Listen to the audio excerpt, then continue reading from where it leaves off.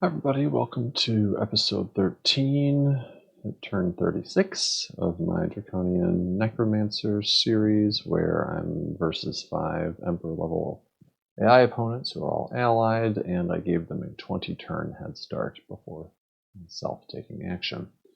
And I had a bunch of smaller skirmishes with several of the opponents, as you can see, fighting with black and yellow and blue and white, and so doing a lot in different places on the map.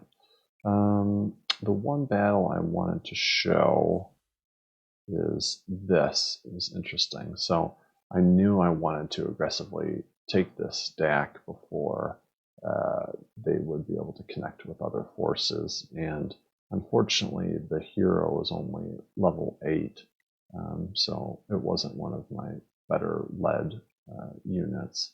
But I did think that I could pull this off. Shadow Stalkers, as I mentioned in an earlier video, really difficult for me to deal with because they're immune to blight, they're resistant to cold, and you got some heavy physical resistance. And so I was very glad that I had some shock damage in my army, with him being all, a lot of poison stuff, not too helpful.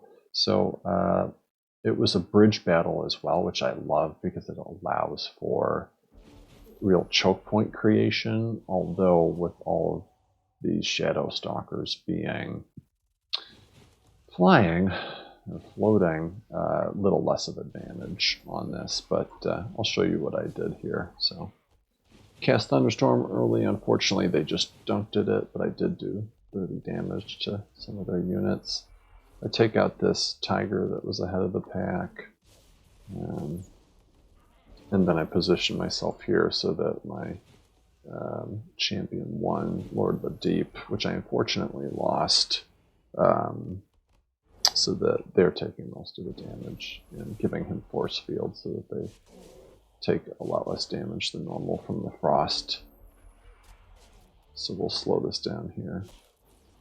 So took out the first Shadow Stalker there, grouping my forces here, still trying to have my Lord of the Deep take most of the hits.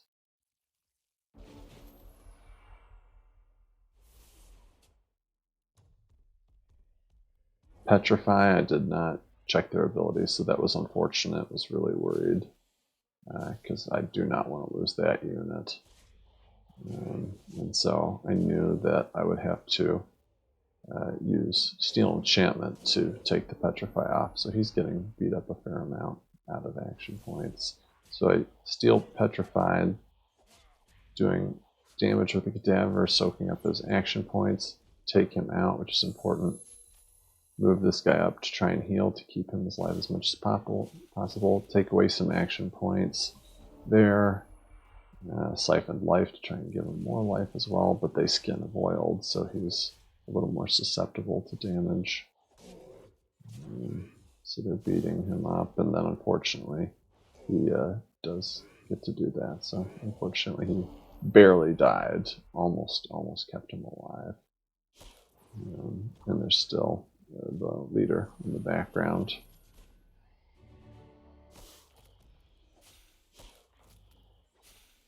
So took them out here, and then he comes up and we take care of him. So that was pretty interesting. And I didn't realize he was leader at the time, so I tried to seduce him, but it did not work. Or no, I guess I just threw cursed. So, but yeah, so nothing else. No other battles that are super interesting. It's been a few turns since we've given an update on key stuff, so I finally cleared out. I was a little bit behind on the underground clearing stuff out, but I'm finally doing that. So, I've had this stack clearing out stuff down here. Had sent my leader underground, or the third hero I picked up, actually. I'm a little skittish about what's here, but trying to proceed this way and push the line. yeah, so I picked up a glutton several turns ago, which I'm leveling up. I really enjoyed using gluttons as well. Got a fresh Lord of the Deep in there, so they're making their way this way. And I got a stack there that I think started down here and has made their way up in here, trying to see where the weaknesses are.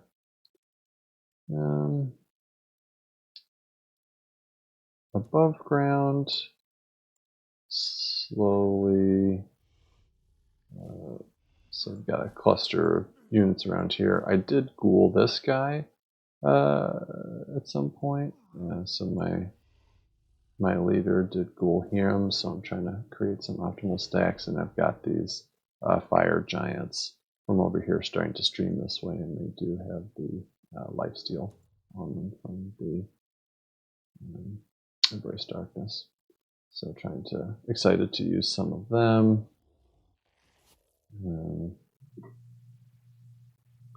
Up here, some unheroed stuff up here, trying to get a lot of experience on the Dread Reapers, and Dread Reapers can be especially useful versus these sorts of heavy physical damage units. Some of these guys are coming up this way that I've been producing, so things are going okay. Despite my huge upkeep, I'm slowly doing better. You can see with Fortress, I have some decent gold production just from fortresses alone, because I'm pretty active with using my builders to plant fortresses everywhere to pick up stuff. I'm really close to 130 casting points, which will help me.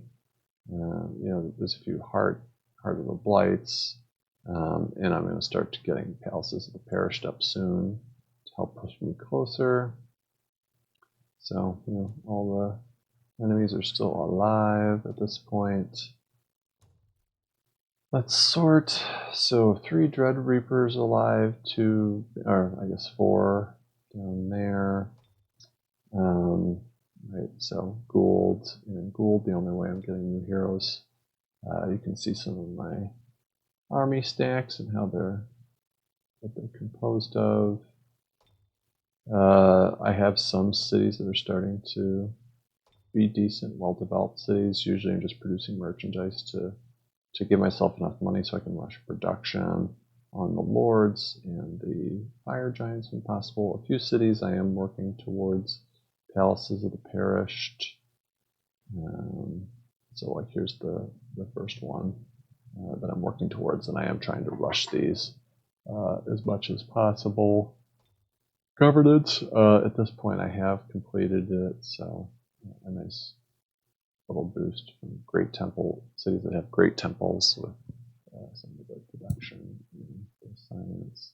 I don't really have much in the way of flyers, so neither of these were particularly useful. Let's take a look at where our heroes are at with stats and items.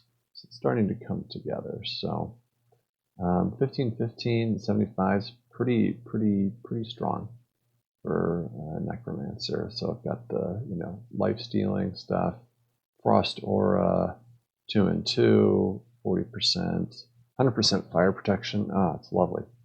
A little bit extra heal and resistance, like those mana core mounts. Tireless. This is really essential if you're going to use the strategy of having them with greater lifesteal, just soaking up hit after hit. If you can keep them in defense, tireless boots are essential so that they every single time can return fire and keep the health up, so they can be pretty invulnerable when facing certain types of enemies. Got strong will headgear for when I'm going to go into battle where there is going to be spirit damage. And here's where my 40, 100%. I want to boost that up a little bit, but 100% fire protection is wonderful. And spirit, if I pop this in there, it goes up to there. So really doing well with that. And trying to get some of my secondary stuff shuffled over to these backup units. What was this? Yeah, the Heal Undead is good when they don't have native Heal Undead. Over here, kind of similar setup. Got the Tireless Boots on here. I want the fire protection off of these guys, and so 4100, 40, 20%. Though I do have the strong will helmet for those battles when I will need it, and I can always increase fire protection if I want to, if I don't mind swapping out with the resistance there. Honestly, I probably could do that right now. And 15, 14, pretty similar, a little bit lower on that. Yep. So everything else is standard. So they're coming together. So this has been episode 13, and I'll see you in a few turns.